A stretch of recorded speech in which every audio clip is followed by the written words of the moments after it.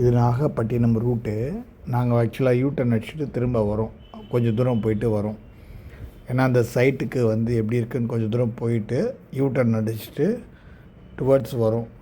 வந்தால் இந்த பள்ளி இருக்குங்க இல்லையா, அந்த பள்ளி வாசலுக்கு பக்கத்தில் உள்ள லெஃப்ட்டு நுழையிறோம்.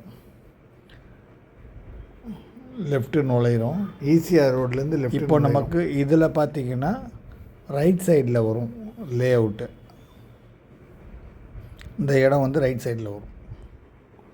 லெஃப்ட் சைடில் பார்த்திங்கன்னா ஃபுல்லாக அங்கே அதேமாதிரி தான் வீடுங்களை நல்லா கட்டி நல்லா அது வந்து ஊறுது. லெஃப்ட் சைடில் ஃபுல்லாகவே வந்து நல்லா ஸ்ட்ரீட்ஸு, இந்த ரைட் சைடில் ஊர்னி எல்லாமே இருக்குது. இந்த லெஃப்ட் சைடு பார்த்திங்கன்னா வீடுங்கள்லாம் இருக்குது.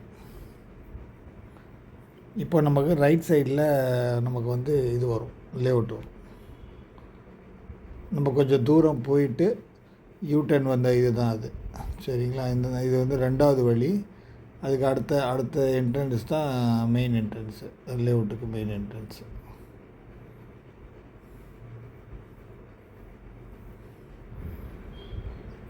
இப்போ நம்ம கரெக்டாக அவ்வளோதான் வந்தாச்சு. இப்போ ரொம்ப நாங்கள் இப்போ யூட்டர்ன் அடிச்சுட்டு திரும்ப போகிறோம். உள்ளேருந்து வந்து யூட்டர்ன் அடித்து திரும்ப போகிறோம் அந்த ஏரியா பார்க்கலான்ட்டு. இப்போ லெஃப்ட்டில் வர்றது வந்து இந்த பிளாட்டோடைய ஃபென்சிங் போட்டிருக்கு. அது ஒருத்தர் வாங்கி பல்காக வாங்கி லாக் பண்ணி வச்சுருக்காரு.